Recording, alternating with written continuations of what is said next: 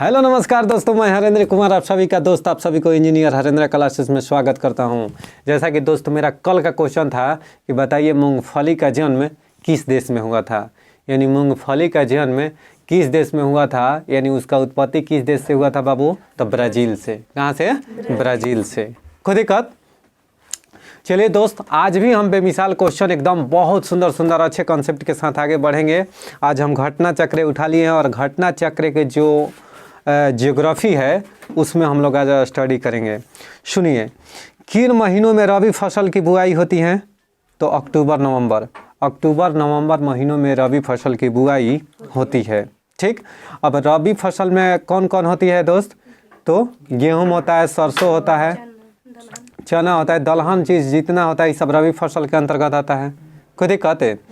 अच्छा सर, सरसों भी रबी फसल है। रबी फसल तो समझ में आ गया कि अक्टूबर नवंबर में बुआई की जाती है। और कब कटाई की जाती है बाबू, यानी कब उसको काट दिया जाता है? तो मार्च और अप्रैल महीने में, मार्च और अप्रैल महीना में। चना, मटर, सरसों, मसूर, आलू इत्यादि ये सब क्या है? रबी फसल है। खरीफ फसल दोस्त जून जुलाई में रोपा जाता है। खरीफ फसल को जून जुलाई में बुआई किया जाता है और कटाई कब किया जाता है? अक्टूबर नवंबर में। ठीक है, चलिए प्रमुख फसलें खरीफ फसल कौन कौन है बाबू? तो चावल है, ज्वार है, बाजरा है, मक्का, तिल, मूंगफली, ये सब कैसा है? तो खरीफ फसल है। मूंगफली कैसा फसल है? अब मूंगफली में क्या पाया जाता है बाबू? प्रोटीन सबसे अधिक। उसके बाद वसा, क्या चीज? जायद फसल को मार्च महीने में बुआई की जाती है। मार्च से जून जुलाई अगस्त तक इसका रहता है, जून जुलाई तक कहिए। इसी 4 महीना के बीच में ग्रीष्मकालीन यह फसल है। कौन सा? तो जायद फसल। कैसी फसल है बाबू? ग्रीष्मकालीन फसल है। और इसके जायद फसल के प्रमुख फसलें के उदाहरण क्या है बाबू? तो तरबूज हो गया, खरबूजा हो गया, ककड़ी, खीरा, भिंडी आदि क्या है? ये सब जायद फसल है। कोई दिक्कत है? निम्नलिखित में से कौन एक रबी फसल है? तो रबी फसल सरसों, कपास, मक्का, अरहर ये सब क्या है? खरीफ फसल है। या मक्का हो गया, कपास हो गया, अरहर हो गया। अरहर माने जो भोजपुरी में रहर कहलन आदमी दोस्त, वो सब क्या है? खरीफ फसल। लेकिन गेहूँ, चना, सरसों, चटर पटर, मसूर, आलू ये सब कैसी हो गए? रबी फसल। ठीक है, चना जो है ना, चना कैसी फसल है? रबी फसल। आइए, नकदी फसल में सम्मिलित नहीं है। नकदी फसल किसको कहते हैं? वैसा फसल जो खेत से डायरेक्ट काटो और मार्केट में पहुंचा दो। गन्ना क्या है? नकदी फसल। गन्ना डायरेक्ट खेत से उठाओ, मार्केट में सप्लाई कर दो। तो नकदी फसलों के अंतर्गत गन्ना आता है, कपास, जूट, तंबाकू, तिलहन आदि प्रमुख फसलें हैं। यानी ये सब जो है ना बाबू नकदी फसलों के अंतर्गत आता है। तिलहन भी, तंबाकू भी, ये जूट भी और कपास भी, ये सब। ठीक है, कोई दिक्कत? गोल्डन फाइबर के नाम से किसे जानते हैं? जूट को। भारत में सबसे अधिक जूट का उत्पादन पश्चिम बंगाल करता है। कोई दिक्कत? अब बिहार में कटिहार नंबर 1 पर है जूट उत्पादन में। कटिहार, पूर्णिया। समझ में आया क्या? निम्नलिखित में से कौन से समूह की फसलें नकदी है, यानी किस समूह की फसलें नकदी है? तो कपास, गन्ना, केला। कपास, गन्ना, केला ये सब कैसी है? तो नकदी फसलें हैं। डायरेक्ट खेत से काटो और मार्केट में बेचो। कोई दिक्कत है? गेहूं की अधिकतम उत्पादन वाला राज्य कौन है बाबू? उत्तर प्रदेश। कौन है? राज्य 3077 एक प्रजाति है। किसका? गेहूं की। राज्य 3077 किसकी प्रजाति है बाबू? शंकर किसकी प्रजाति है? धान की। महिसुगंधा किस फसल की प्रजाति है? तो धान की। महिसुगंधा किस फसल की प्रजाति है? धान की। पूषा सिंधु गंगा एक प्रजाति है। किसकी? तो गेहूं की। पूषा सिंधु गंगा किसकी प्रजाति है? यूपी 308 एक प्रजाति है गेहूं की एक प्रजाति है। गेहूं में बौनेपन का जीन है, यानी गेहूं में बौना हो जाना वह किस जीन के कारण होता है? तो नोरिन 10 जीन के कारण गेहूं बौना हो जाता है। निम्नलिखित में से कौन सा एक गेहूं की फसल का रोग है? तो रस्ट किस में लगता है बाबू? गेहूं में। ठीक, रस्ट गेहूं की फसल का रोग है। यह 3 प्रकार के रस्ट होता है। एक तो होता है पीला कीट, भूरा कीट, काला कीट, यानी पीला कीट, भूरा कीट, काला कीट, ये तीनों किसका है? रस्ट गेहूं की फसल का क्या है? यह रोग है। कल्याण सोना किसका है? किस में? गेहूं की। किसका? गेहूं की, यानी गेहूं की किस में? देखिए, कल्याण सोना हो गया, यूपी 308 हो गया, पूसा सिंधु गंगा हो गया, कोई दिक्कत है? राज 3077 हो गया।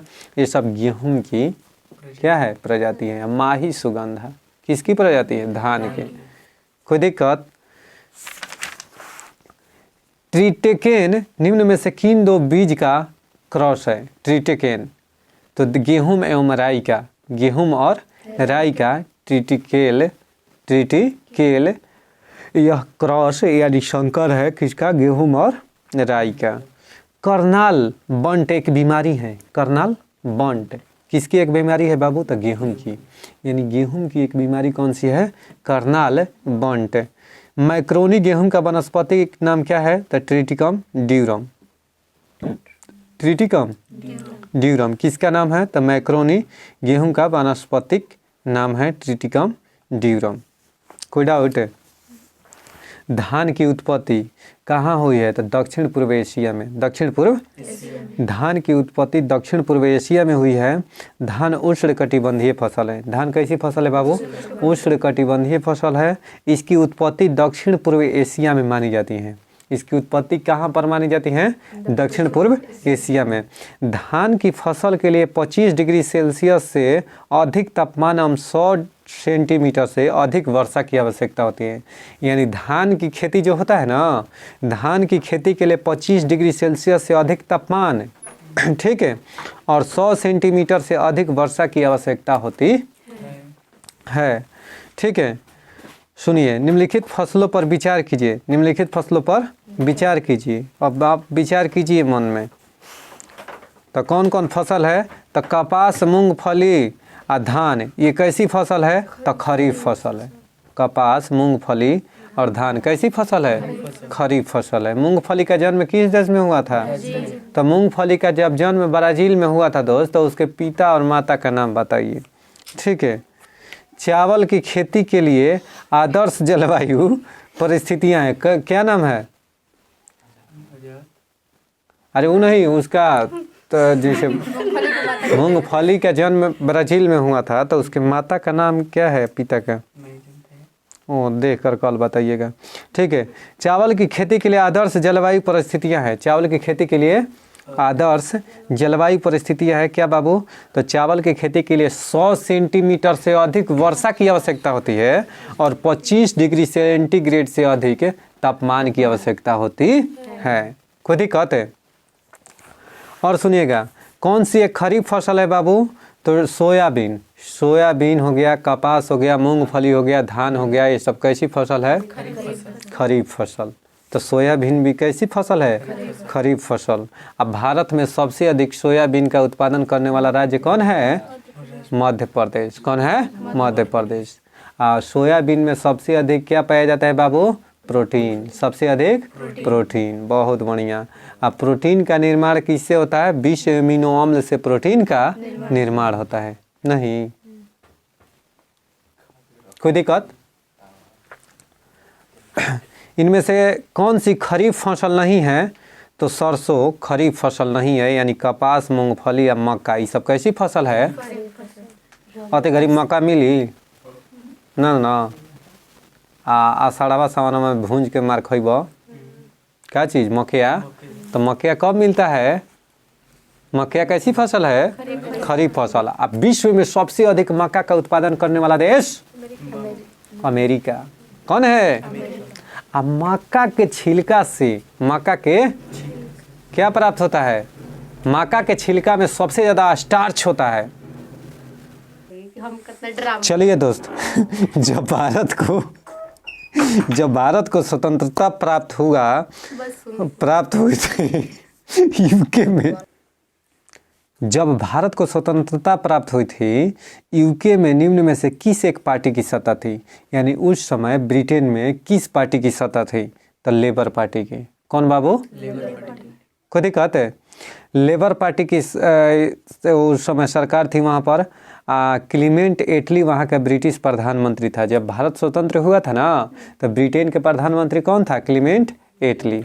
समझ में आया गया क्या? 1947 में 1947 में भारत के बताइए कि कांग्रेस के अध्यक्ष कौन थे? जेबी कृपलानी। कौन थे? जेबी कृपलानी। बहुत सुंदर, बहुत बेमिसाल। भारत के स्वतंत्र होते समय इंग्लैंड का प्रधानमंत्री कौन था? क्लीमेंट एटली। ब्रिटिश सरकार ने जून 1948 तक भारत छोड़ने की घोषणा की थी फरवरी 1947 में। यानी ब्रिटिश प्रधानमंत्री एटली ने 20 फरवरी 1947 को हाउस ऑफ कॉमन्स में यह घोषणा किया था कि जून 1948 के पहले ही उत्तरदायी लोगों को सत्ता स्थानांतरित करने के उपरांत भारत छोड़ दिया जाएगा। किसका कहना था बाबू?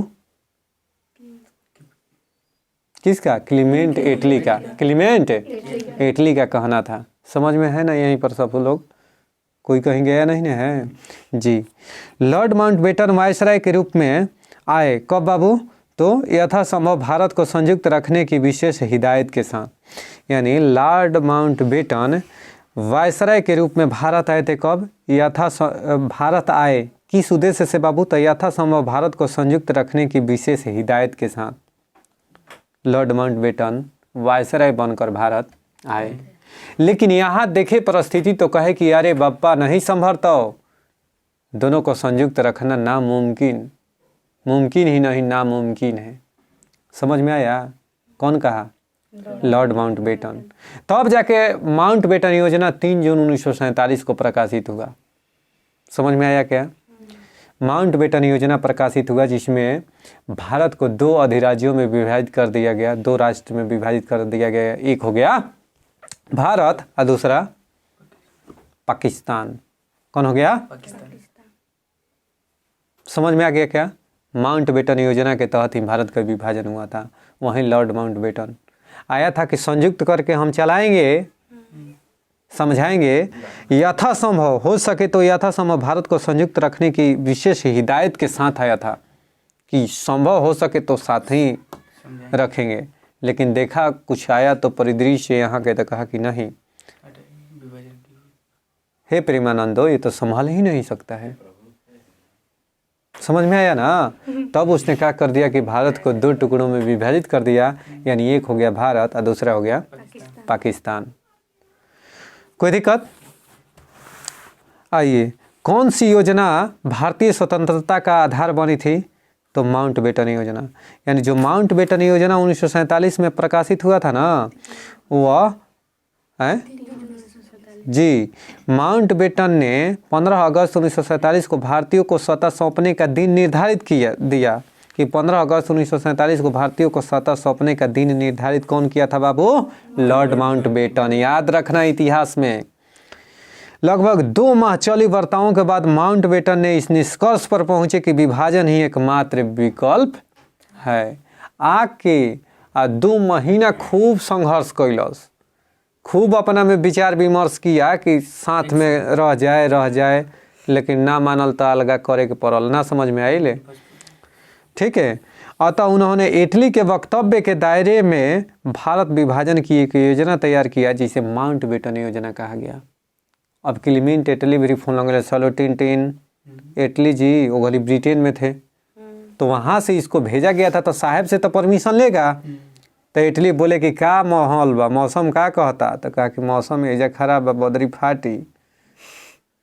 तब कहलस कि का कर कि भारत के 2 अधिराज्यों में बांट दो, अपना एक योजना बना के दोनों को अलग अलग कर दो, अपना हिसाब से देख लो माउंटबेटन। क्लीमेंट एटली जी बोले तो कहलस कि ठीक बा साहब, रखा तनी फोन, हम बांट देता नहीं। तो वह जाके क्या किया कि माउंटबेटन योजना प्रकाशित किया, कहा कि भारत को 2 अधिराज्यों में विभाजित कर दिया। अब भारत को डेट दे दिया कि 15 अगस्त 1947 को तुम बेटा आज़ाद हो जाओगे। कौन बोल दिया? Mountbatten. समझ में आ गया ना? अब पाकिस्तान को 14 अगस्त को उन्हीं की खुशी मिलल, अलगा खातिर अझुराई रहसन, 14 अगस्त के झंडा फहरा दिलसन। यही से प्रतिवर्ष 14 अगस्त को झंडा पाकिस्तान में फहराया जाता है, स्वतंत्रता दिवस मनाया जाता है 14 अगस्त के, और जबकि भारत को 15 अगस्त के। बात समझ में आ गया क्या? कोई दिक्कत है? बहुत बढ़िया। माउंट बेटन योजना आधार बनी थी किसका बाबू? तो सत्ता हस्तांतरण की। एगो तो आधार बना था सत्ता हस्तांतरण की, और दूसरा आधार सर बना था देश की विभाजन की। माउंट बेटन योजना आधार किस चीज़ का बना था? तो देखिए, एक तो सत्ता हस्तांतरण के लिए ये तो आया था सोच के कि हम लोग को सत्ता दे देना है। एटली साहब का फरमान था कि हम 20 जून 1948 तक आपको सत्ता हस्तांतरण कर देंगे। उससे पहले कौन कह रहे थे? एटली साहब, क्लीमेंट एटली। कोई दिक्कत है? तो ई का हुआ मामला, इधर इसको भेजे कि वायसराय बनाकर कि जाओ तुम भारत में वायसराय बनकर जाओ, अब भारत के यथासंभव हो सके तो अभी संभाल के रखो, एक में रखो। तो आया तो बांट दिया। तो माउंट बेटन योजना का उद्देश्य क्या था? तो सत्ता का हस्तांतरण और भारत का विभाजन, कि अगर नहीं मानेगा तो बंटवारा कर देंगे। इसी उद्देश्य से भारत में आया था। अब देखा कि तनी सा हम चीख ली सवाद। कुछ दिन वायसराय रहा कि कहा कि बड़ी दबदबा बा, तब कलश की देखा नेहरू से कि तारा के बंटवारा कर देता नहीं, लेकिन हमारो देने ध्यान दो, हमारो देने ध्यान दो, हमार गवर्नर के पदवा ना जाए के चाहिए। वायसराय बानी तो वायसराय तू रह, प्रधानमंत्री तू रह, कोई दिक्कत नहीं है। माउंट बेटन योजना लॉर्ड माउंट बेटन कहा कि हम रहेंगे गवर्नर, हम सुरक्षित रहेंगे अपना पद। ठीक है। जवाहरलाल नेहरू भी बहुत बड़ा आशिक आदमी, आप लोग तो कहानी पहले के चर्चा में हाईवे किया है। ठीक है। अब सोचिए कि अपना उसको दे दिया गया, तब भारत में फिर आंदोलन चालू कि भाई जब भारत आज़ाद हो गया स्वतंत्र, तब अंग्रेज को गवर्नर जनरल वायसराय बनाने के, गवर्नर जनरल बनाने की क्या जरूरत है? उसको भी हटाओ। तब जाके पंडित जवाहरलाल नेहरू को जो कम बैक टू फिर कहाँ ब्रिटेन, लॉर्ड माउंट बेटन, तब सिराज गोपालाचारी कहा कि मैं अभी जिंदा हूँ। ठीक है। तो गवर्नर बनकर आए। कौन है? तो स्वतंत्र भारत का प्रथम भारतीय गवर्नर कहेगा तो सिराज गोपालाचारी। और सिराज गोपालाचारी के फुल फॉर्म चक्रवर्ती राज गोपालाचारी। अब बन गए थे गवर्नर लाचारी। समझ में आ गया ना तो थोड़े ना तो गवर्नर जनरल के पद छोड़ना चाहता था Lord Mountbatten. Lord Mountbatten स्वतंत्र भारत का प्रथम गवर्नर जनरल बना था। कौन है? Lord Mountbatten. चलिए दोस्त, तो भारतीय स्वतंत्रता अधिनियम यानी the Indian Independence Act British संसद द्वारा पारित किया गया था। कब? तो जुलाई 1947 में। जुलाई 1947 यानी भारतीय स्वतंत्रता अधिनियम ब्रिटिश संसद द्वारा पारित किया गया था जुलाई 1947 में। भारतीय स्वतंत्रता अधिनियम 1947 प्रभावी हुआ था कब से बाबू? तो 18 जुलाई 1947 से। याद रखना, देखो कैसे क्वेश्चन पूछ रहा है। कह रहा कि भारतीय जो स्वतंत्रता अधिनियम 1947 था वह प्रभावी कब से हुआ? तो 18 जुलाई 1947 से। भारतीय स्वतंत्रता अधिनियम ब्रिटिश संसद द्वारा पारित कब किया गया था? तो जुलाई 1947 में। जुलाई 1947 में पारित हुआ था। माउंट बेटन योजना कब प्रकाशित हुआ था? 3 जून 1947 में। पहले बता चुका हूँ। कोई दिक्कत है? इसमें कोई लफड़ा नहीं है। अब प्रभावी कब से हुआ? 18 जुलाई 1947 को। भारत कब 2 डोमिनियन में बंट गया? 15 अगस्त 1947 की तिथि निश्चित कर दी गई थी कि उस दिन हम 2 अधिराज्यों में विभाजित कर देंगे, डोमिनियन स्टेट्स। कोई दिक्कत? भारतीयों को वर्ष 1947 में सार्वभौम सत्ता सौंपने की योजना निम्न में से किस नाम से जानी जाती है? तो माउंट बेटन योजना। भारतीयों को वर्ष 1947 में सार्वभौम सत्ता यानी सभी सत्ता सौंपने की योजना किस नाम से जानी जाती है बाबू? तो माउंट बेटन योजना। भारत के विभाजन से संबंधित माउंट बेटन योजना की सरकारी तौर पर घोषणा कब हुई थी? तो 3 जून 1947 को माउंटबेटन योजना की सरकारी तौर पर घोषणा हुई थी। सुनिएगा कथन ए, अंग्रेजों ने भारत को 1947 में स्वतंत्रता प्रदान कर दी। कारण सुनिएगा आर, अंग्रेज द्वितीय विश्व युद्ध में निर्बल हो चुके थे, इसलिए तो देखिए ए और आर दोनों सही है, आर ए की सही व्याख्या भी है। यानी द्वितीय विश्व युद्ध का किया कि अंग्रेजों को तोड़ दिया, झकझोर दिया। क्या कर दिया? काफी नॉर्मल कर दिया। अब तो खुद घर के अंदर अगर एथी हो गई लोगे, खोखला हो गई लोगे, तो अगला जगह कैसे दबदबा चली। तो मामला क्या हुआ कि इस कारण इधर भारत में खूब क्रांतिकारी लहर तेज हो गया था, चरम सीमा पर अपना था। अब अंग्रेज के पास कोई चारा नहीं था। तब तक के लिए आदमी काफ़ी सजग हो गए थे। तब क्या हुआ कि वह 1947 में स्वतंत्रता प्रदान कर दिया। यानी अंग्रेज़ों ने भारत को 1947 में स्वतंत्रता प्रदान कर दी। अंग्रेज द्वितीय विश्व युद्ध में निर्बल हो चुके थे, इसलिए वह भारत की स्वतंत्रता दे दी। सोचिए, न तो अभी भी टहलाता। नीचे दिए गए 2 वक्तव्य जिनमें से पहले कथन ए है और कारण आर है। स्वतंत्र भारत में ब्रिटेन की प्रभुता बनी रही। स्वतंत्र भारत में ब्रिटेन की प्रभुता बनी रही, गलत है। कथन क्या है? गलत है। जब स्वतंत्र भारत हो गया तो ब्रिटेन की कहाँ प्रभुता बना रहत रहे। स्वतंत्र भारत के गवर्नर जनरल की नियुक्ति ब्रिटेन के प्रभुता संपन्न शासक ने की। यह बिल्कुल सही है कि स्वतंत्र भारत के गवर्नर जनरल के जो नियुक्ति किया ना, तब ब्रिटेन के प्रभुता संपन्न शासक ने किया था। यानी जो ब्रिटेन का शासक था बाबू, उसी ने कहा कि बाबू हम बांट देंगे तो नहीं के हिस्सा, लेकिन गवर्नर जो रही हन ये रही हन ना। यानी ब्रिटेन के प्रभुसत्ता ने क्या किया? प्रभुसत्ता माने जो वहाँ के सत्ता में था, उसने भारत में वायसराय की पद को तय किया था। समझ में आ गया क्या? अब सर सुनिएगा, भारतीय स्वाधीनता विधेयक को राजकीय स्वीकृति प्रदान हुई थी कब? तो 18 जुलाई 1947 को। भारतीय स्वाधीनता विधेयक को राजकीय स्वीकृति प्राप्त हुई थी कब? 18 जुलाई 1947 को।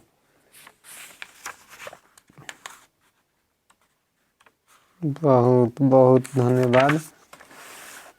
भारत के विभाजन का बाल्कन प्लान उपज था। बताइए बाल्कन प्लान क्या था?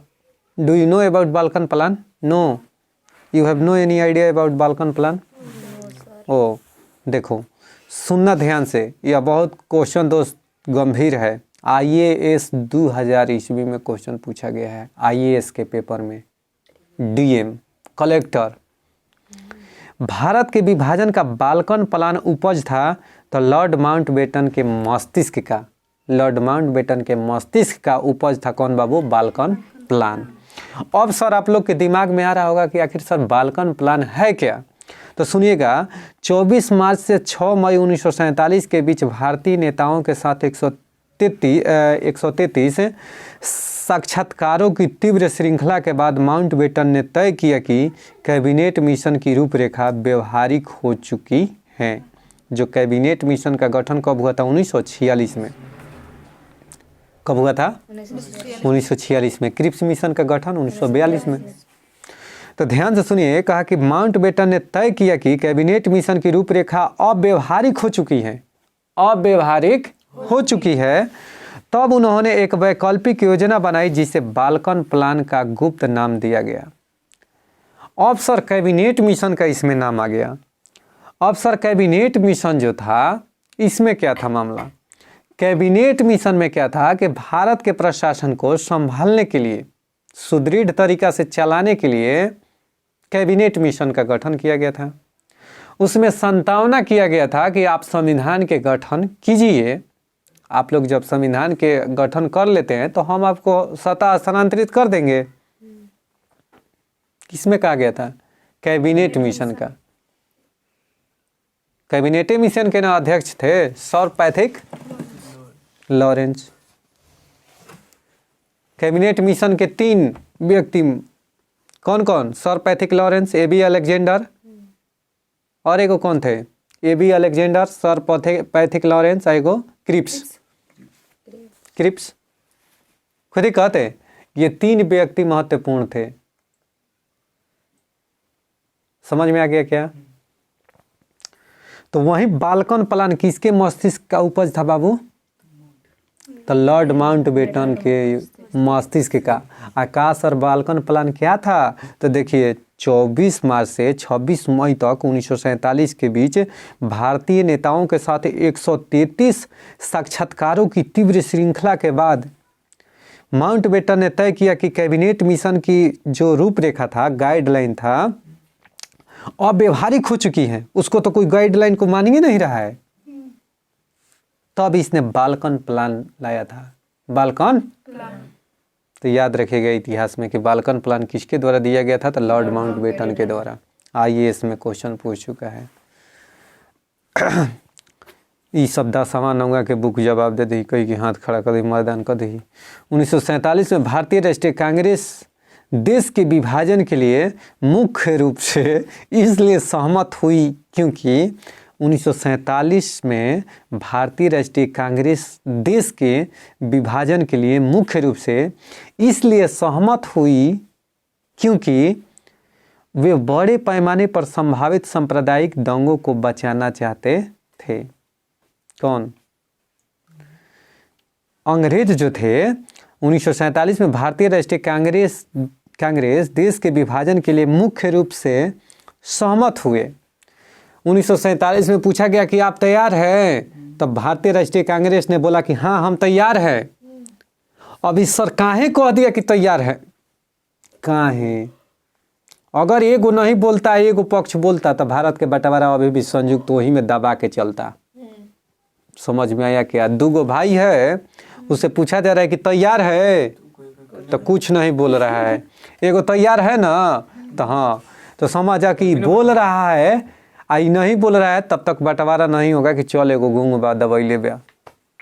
समझ में आ गई बात ना? खुद ही कहते तो भारत से पूछा गया तो कहा कि हाँ हम तैयार हैं, हाँ हम तैयार हैं। और उधर पाकिस्तान वाला तो खुशी मना रहा था कि हम तो बंटवारा चाहमित कर रहे हैं। तब क्या किया कि बंटवारा किया था। तो अब सर इससे नहीं कहता तब क्या होता? कारण ई पूछ दिया। ये भी IAS प्री 1998 के क्वेश्चन है, IAS का क्वेश्चन है। अब देखिए कितना बढ़िया माइंड से क्वेश्चन समझा रहा हूँ कि अगर सर 1947 में भारतीय राष्ट्रीय कांग्रेस ने ना कहता तो क्या होता? तब सांप्रदायिक दंगा हो जाता, मार काट चालू हो जाता, हिंदू मुस्लिम में आगजली चालू हो जाता। कहा कि तो बदल गया, सब कैल धैला, लास्ट में गुंगिया गई, जलाओ हिंदू मुस्लिम में अब हो टक्कर। समझ में आ गया ना? तो बहुत बड़ा सांप्रदायिक दंगा होता। उस सांप्रदायिक दंगा को बचाने के लिए भारतीय राष्ट्रीय कांग्रेस ने क्या कर दिया? हाँ कह दिया कि हम तैयार हैं। कबूल है? हाँ कबूल है। समझ में आ गया? कोई दिक्कत है? भारतीय राष्ट्रीय कांग्रेस ने माउंटबेटन योजना को स्वीकार किया। कथन ये है कि भारतीय राष्ट्रीय कांग्रेस ने माउंटबेटन योजना को स्वीकार किया। कारण सुनिएगा, वह द्विराष्ट्र सिद्धांत को मानती थी। कांग्रेस जो थी वह द्विराष्ट्र सिद्धांत को मानती थी। देखिए इसमें ये सही है लेकिन आर गलत है। भारतीय राष्ट्रीय कांग्रेस ने माउंटबेटन योजना को स्वीकार किया तभी तो बंटवारा हुआ। अच्छा सर, वह द्विराष्ट्र सिद्धांत को मानती थी। कांग्रेस द्विराष्ट्र सिद्धांत को नहीं मानता था, वो तो खुद चाहता था कि एक रहे, मजबूरन उसको होना पड़ा। अब एगो भाई कहता कि अलगा होखम तो होखम, तो कुछ कल। समझ में आ गई ना? तो क्या कहलन आदमी कि चल भाई छोड़ा, जो कमो खो अपन साइड रह।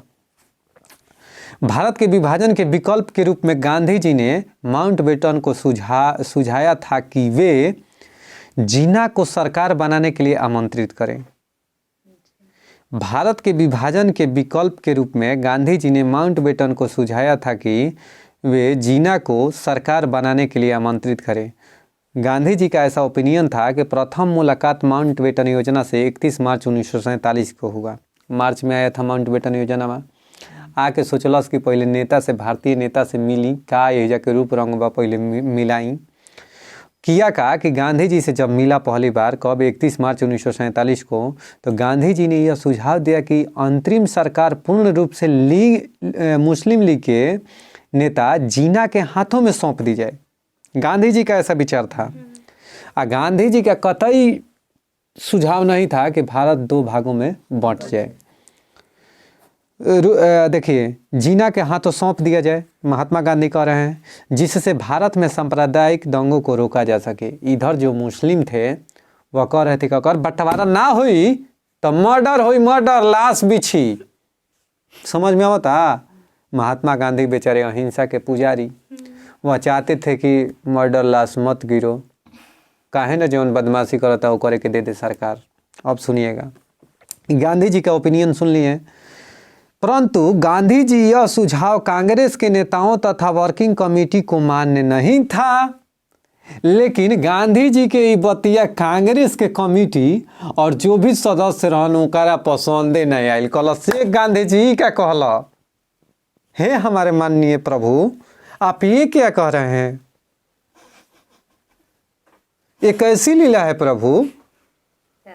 बदमाश को कह रहे हैं सरकार बनाने के लिए, सुधा राइस को कह रहे हैं कि तुम साइड में रहो। चलिए दोस्त, रेड क्लिफ समिति किस लिए नियुक्त की गई थी? तो भारत और पाकिस्तान की सीमाओं को निर्धारित करने के लिए। रेड क्लिफ रेखा, रेड क्लिफ रेखा, इन्हें देखो। रेड क्लिफ समिति किस लिए नियुक्त की गई थी? तो भारत और पाकिस्तान के बीच सीमाओं को निर्धारित करने के लिए। डुरंड रेखा किसके बीच याद है? पाकिस्तान और अफगानिस्तान के। पहले पाकिस्तान और भारत और पाकिस्तान अफगानिस्तान के बीच था, लेकिन जब बंटवारा हुआ ना तो वो चल गया किधर? अब पाकिस्तान और अफगानिस्तान के बीच। बहुत सुंदर। भारत के विभाजन के संदर्भ में 1947 में नियुक्त सीमा आयोग की अध्यक्षता किसने किया था? तो रेड क्लिफ ने। रेड क्लिफ के नाम पर ही रेड क्लिफ रेखा, सर जॉन रेड क्लिफ के नाम पर ही क्या रखा गया था? उस रेखा का नाम क्या रखा गया था? रेड क्लिफ रेखा। 1947 में निर्धारित किया गया था भारत और पाकिस्तान के बीच। भारत के विभाजन को टालने का अंतिम अवसर समाप्त हो गया था। कब बाबू? तो कैबिनेट मिशन को अस्वीकार करने के साथ ही। यानी जी ही देखो, ये भी IAS 2002 का क्वेश्चन है बाबू, कि भारत के विभाजन को टालने का अंतिम अवसर समाप्त हो गया था, अब टल नहीं सकता था। कब से? तो कैबिनेट मिशन को अस्वीकार करने के साथ ही। कैबिनेट मिशन को जब ही अस्वीकार कर दिया गया था ना, तब ही से क्या कर दिया गया कि भारत विभाजन को टालने का अंतिम अवसर प्राप्त हो गया था। कोई दिक्कत है? सन 1947 के भारतीय राष्ट्रीय कांग्रेस के दिल्ली अधिवेशन की अध्यक्षता किसने किया था? तो JB कृपलानी। किसने बाबू? JB कृपलानी। नई दिल्ली में 1947 में आयोजित अखिल भारतीय कांग्रेस समिति की बैठक में निम्नलिखित में से किसने विभाजन के प्रस्ताव का समर्थन किया था? तो अबुल कलाम आज़ाद। अबुल कलाम आज़ाद ने ही अल हिलाल पत्रिका लिखा था, जो कि आए दिन दरोगा में पूछा था यह क्वेश्चन कि अल हिलाल पत्रिका किसके द्वारा लिखा गया था? अबुल कलाम आज़ाद के। आपको जानकर हैरानी इस बात की होगी कि सबसे youngest secretary of Indian Congress, यानी भारतीय राष्ट्रीय कांग्रेस के सबसे युवा अध्यक्ष कौन थे? अबुल कलाम आज़ाद। समझ में आ गया क्या? तो इन्हीं का बहुत फेमस पत्रिका है अल हिलाल, जो कि दरोगा में पूछ चुका है। नई दिल्ली में 1947 में आयोजित अखिल भारतीय कांग्रेस समिति की बैठक में निम्नलिखित में से किसने विभाजन के प्रस्ताव को समर्थन किया था? तो अबुल कलाम आज़ाद ने। निम्नलिखित में से किसने 1947 के कांग्रेस कमेटी के बैठक द्वारा विभाजन के प्रस्ताव के पारित होने को राष्ट्रवाद का संप्रदायवाद के पक्ष में समर्पण के रूप में लिया था? तो डॉक्टर किचलू। डॉक्टर किचलू। 15 जून 1947 को कांग्रेस के दिल्ली अधिवेशन में भारत के विभाजन का प्रस्ताव स्वीकृत हुआ। 15 अगस्त 1947 को कांग्रेस के दिल्ली अधिवेशन में भारत के विभाजन का प्रस्ताव स्वीकृत हुआ। इस अधिवेशन के अध्यक्ष कौन थे बाबू? तो आचार्य JB कृपलानी। कौन थे अध्यक्ष बाबू? आचार्य JB कृपलानी। खुद ही कहते। चलिए दोस्त, यहीं पर हम वीडियो को समाप्त करते हैं। उम्मीद करते हैं कि यह वीडियो आपको बहुत अच्छा लगा होगा। अगर यह वीडियो आपको अच्छे लगे तो कृपया करके दोस्तों के पास शेयर, सब्सक्राइब और लाइक बटन ज़रूर दबाना न भूलें। लाइक बटन ज़रूर दबाकर वीडियो को लाइक करें। और मेरा कल के लिए क्वेश्चन रहेगा कि बताइए 14 और 15 अगस्त 1947 के मध्य रात्रि को अंतरिम संसद के रूप में किसने सत्ता ग्रहण किया था? यानी 14 या 15 अगस्त 1947 की मध्य रात्रि को अंतरिम संसद के रूप में किसने सत्ता ग्रहण किया था? आप ज़रूर कमेंट बॉक्स में इसका रिप्लाई कीजिएगा। मिलते हैं नेक्स्ट वीडियो में। इसी तरह से हंसते मुस्कुराते और मेरा वीडियो देखते रहिए।